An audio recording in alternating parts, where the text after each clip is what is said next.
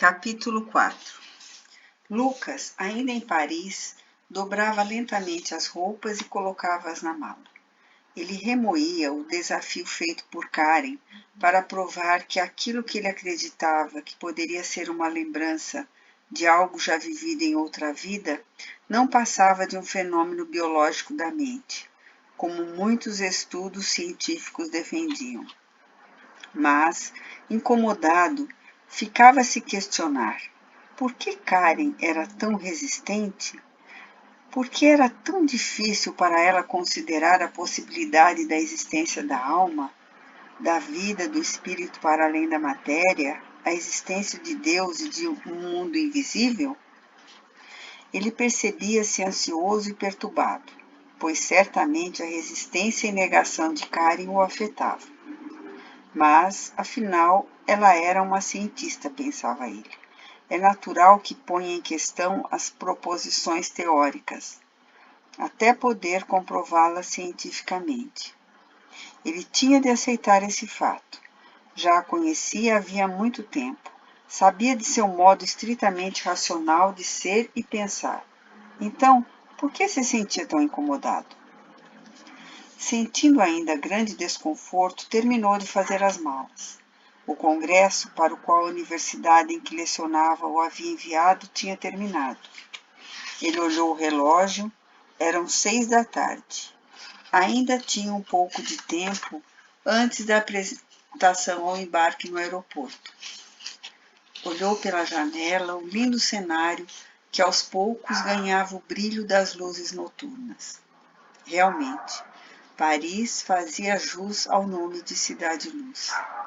À medida que se iluminavam os monumentos, castelos, museus, ganhavam fulgores coloridos, tornando o visual de uma beleza inebriante. Lucas não se conteve e soltou um suspiro de satisfação. Paris, como gosto deste lugar, berço dos iluministas, berço dos pensadores que tanto aprecio, berço do espiritismo. Fez uma breve pausa e depois, sentindo brotar-lhe as emoções da gratidão, continuou em voz alta. Obrigada, Kardec, por seu esforço levado às últimas consequências que o extenuou até a morte. Seu legado é de uma preciosidade ainda incompreendida. Obrigado onde você estiver. O professor e filósofo resolveu descer para caminhar uma vez mais pela rua que dava no Arco do Triunfo. Ele sentou-se sob o monumento, tirou o celular e fez um último selfie, com um esplêndido cenário ao fundo. Ficou pensando na história da França, nas lutas, derrotas e conquistas daquele povo, berço de tantos movimentos renovadores para a humanidade. Mas o pensamento teimava em retornar para Karen e sua resistência em acreditar no invisível. Definitivamente, aquilo o incomodava. Não, na realidade, aquilo o irritava. Agora, aborrecido por perceber sua irritação, levantou-se e voltou a passos firmes para o hotel. Fechou a conta, chamou um táxi e pôs-se a caminho do aeroporto. Já no saguão, depois de efetuar o check-in e despachar a bagagem, sentou-se e leu suas mensagens. Enviou uma para a esposa, informando que estava prestes a embarcar. O voo estava lotado e Lucas não podia relaxar. Tentou dormir, mas um pensamento insistente, jogado para o porão da mente, voltava para suas reflexões. Já não conseguindo mais lutar contra aqueles pensamentos insistentes, o professor resolveu dar-lhe a devida atenção. Olhava ao nada pela janela do avião e pensava. Ok, vamos lá. Você está irritado com ela, Lucas. Não dá para fingir o contrário. Mas por quê? O que incomoda tanto? Bom, para ser sincero, Karen sempre o incomodou. Mas por quê? Ela é cética, tudo bem, e daí? Então Lucas experimentou seu coração acelerar. A boca ficou seca. Será que também sou cético? Mas como? Acredito no invisível.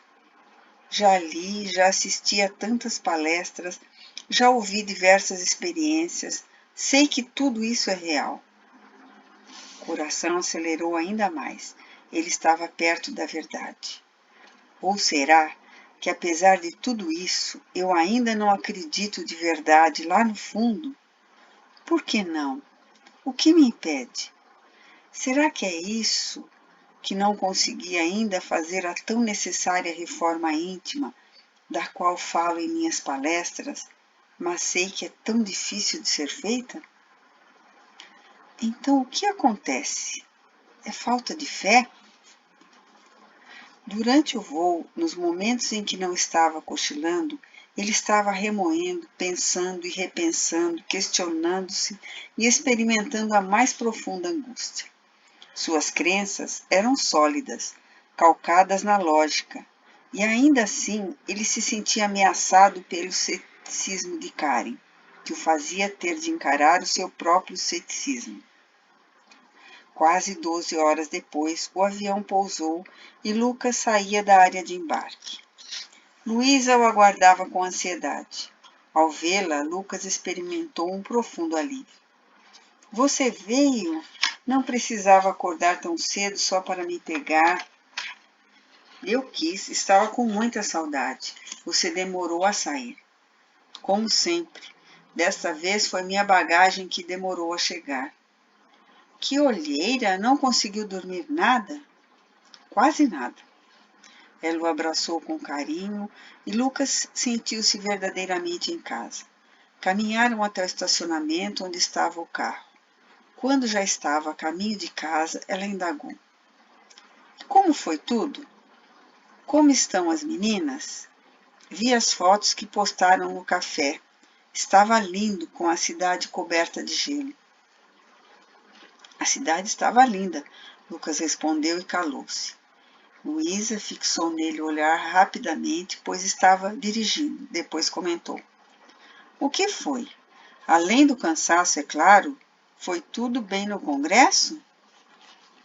Tudo certo. Então, o que tem de errado? Nada, não é nada. Ela ficou calada por um tempo, depois, convencendo-se de que ele estava preocupado com alguma coisa, insistiu. Lucas, eu o conheço bem. O que o está deixando assim? Assim como? Como se tivesse uma batata quente no cérebro. Lucas abriu um largo sorriso, tocou a mão da companheira que segurava o volante e admitiu. É a Karen. Sempre é a Karen. Ela o continua provocando e você continua se abalando.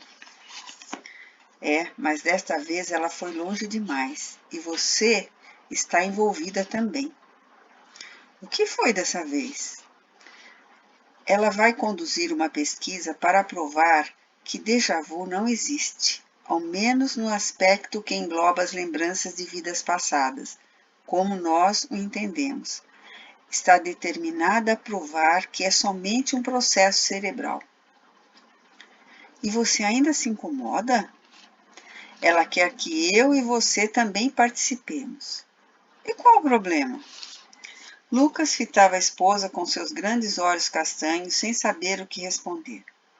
E daí, Lucas, o que ela vai conseguir provar? Não podemos ter medo da ciência. Lembre-se do que disse Kardec sobre isso. Se a ciência comprovar que algum postulado espírita está equivocado, devemos ficar com a ciência. Se a ciência provar. Mesmo que ela consiga provar que o déjà vu pode ser um mecanismo cerebral. Isso não invalida a visão do espiritismo. Pode ser as duas coisas, não pode? Como nos sonhos? Sim, você está certa. Então qual é o problema de verdade? Ela vai mandar passagens aéreas para irmos à Alemanha? Vai, e pagar todas as demais despesas. Maravilha, nunca estive na Alemanha, vai ser ótimo. Lucas calou-se por um longo tempo e Luísa fitou-o séria. O que foi, Lucas? O que realmente está incomodando você? Ele deu um leve sorriso em que mandava uma mensagem clara para a esposa. Ele não queria mais falar sobre o tema e era o momento dela mudar de assunto.